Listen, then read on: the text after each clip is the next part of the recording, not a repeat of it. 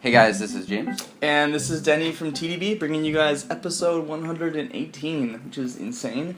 And we are drinking some raw Pu'erh from White2Tea.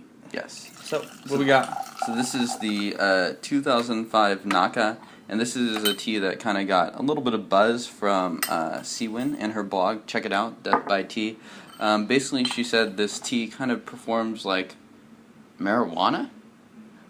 Anyways, it's a stoner tea, according to her. So, we are going to have at it. Cool. Have It's never too early for some stoner tea. Yeah, it's like 11 a.m. right now in Seattle. And we are in the capital or something close to that of marijuana here in the United States. I wonder, are we? Oregon got it legalized apparently. Yeah, apparently. Bunch of hippies everywhere nowadays. I know. Rah. I prefer to get stoned with my tea, so. Yep. So we'll give this a single rinse. Right on. It's got definitely, like, interestingly enough, these raws, I think one of the coolest parts about raws with age is that the color of the liqueur really changes a lot from a yellow to much more of an orange. Yep. Yeah. Man. See win. It's kind of like one of those things that's like hard to. I feel this way about a lot of your analogies. Actually, it's like one of those things that's impossible to like unhear. Yeah. It's like, oh man, if this tea smells like pencil shavings, you're like looking out for the pencil shavings I know, for like the unfortunately. next 10 minutes Yeah. until you forget. Luckily, we have marijuana tea, so maybe we will forget. Look at that color. That's really beautiful, actually. So, first steeping, just one rinse. How much leaf are you using? What's the Yeah, so balance we're size? using What's the about 5 grams per 70 milliliters. Okay. So, pretty standard size for raw Pu'erh for me. deal? Really nice, clean, Yeah, like very nice clarity off the liqueur. big leaves. Yeah. Cheers. Cheers.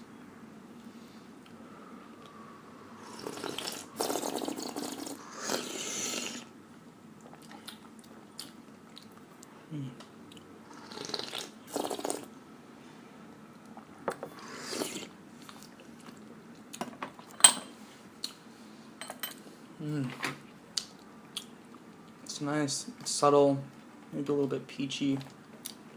Has like I think it has a very strong smoky smell, but I'm not getting any of that in here. Mm-hmm. Nice little returning to the mouth bitterness, actually, just a little bit.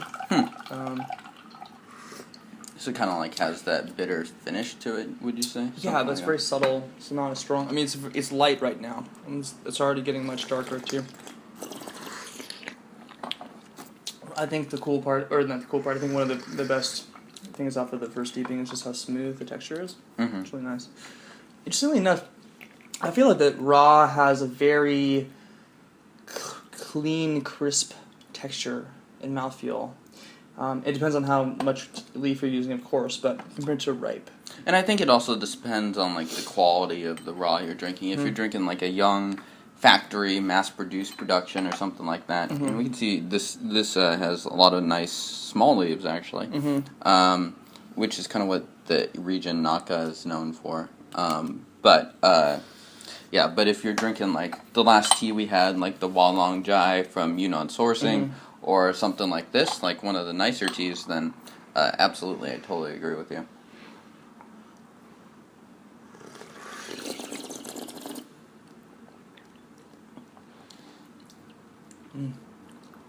This tea is hard to. It's like.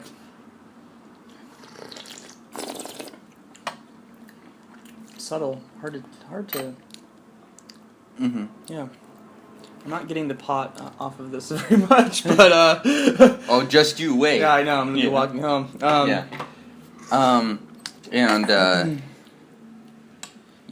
would say that like in terms of body and stuff like that, it's not like the thickest tea ever. I think you're right on when you're talking about. I've had this tea a couple times now about like texture. And mouthfeel, I think it's really smooth and really soft. Feels great in the mouth. Yeah, exactly. I think you can feel a little bit of the throatiness on the tea as well. Definitely has that cigar smoke nose to it. Yeah. But it's not not showing up as much in here. Get a good little mix of some more green and less green material in here too. And I mean, this is still opening up. You can still see some of the fertile tea leaves in there. So yeah, I would expect this to go for quite some time. And I think maybe on the next steep, I'll try to push it a little bit. Sounds good. Whew, I'm warm. Yeah, interesting. The smoke aroma I have not noticed before, but you're totally right on. It's very apparent for this steeping. Yeah. Kind of odd how those things come and go. Yeah, totally.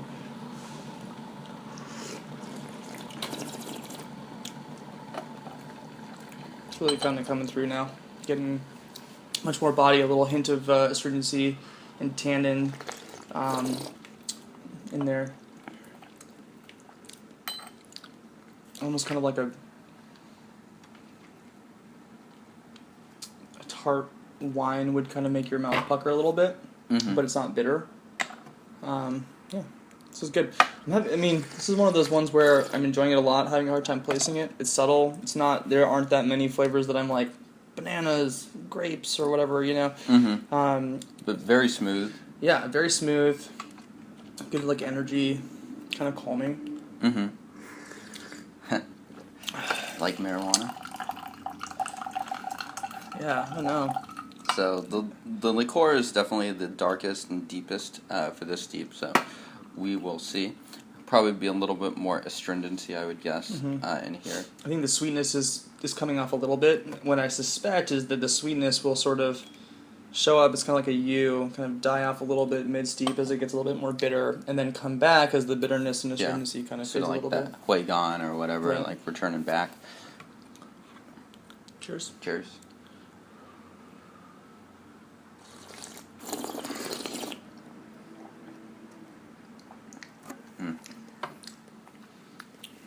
Definitely more astringent on this one, a little bit on the finish. It's a little bit rougher just because of the steep time. It's still very smooth overall, though. Yeah, this is enjoyable. It's a little bit fruity, but I don't really know how to place how it's fruity. It doesn't taste very roasted. It's not super vegetal. A little bit of that pencil shaving thing going on a little bit. I know. It really does, though. A little bit of that kind of like woodiness, but not in a ripe way. So it's kind of the pencil shaving sort of deal. Yeah, sweet wood, I would say, actually, off the aroma. You might have a gander at that. Yeah. It's great. It's pleasant. It's balanced, and it's warm. It is warm, and it is warm here in Seattle as well. Enjoying it. So we'll drink this last steeping, but James, if folks want to learn more about this tea and White2Tea, what should they do? Yeah, they should go to White2Tea.com. This is a interesting tea. I think the chi and stuff like that is kind of hard to talk about in this format because I think that's kind of one of those things that, becomes a lot more apparent in sort of like these more extended sessions. For sure. And so, I don't know, and there's so many different definitions of chi. It's a very ambiguous and not really inherently Western term. But yeah, check out White2Tea. I think this tea is really interesting. I've had a couple sessions with it. I was really curious to see what Denny makes of it. And check out TeaDB.org. Releasing lots of videos, lots of content. Yeah, hit that subscribe button. Check us out on our website, TeaDB.org as well. Follow us on Instagram. All those. Do everything that you possibly can to support us no matter what. Yeah. Ask for our address, ask for our PayPal accounts, send us lots of money, because, we deserve it. And with that, we will see you guys. I'm gonna go eat a bag of Cheetos. Cheers. What? A bag of Cheetos?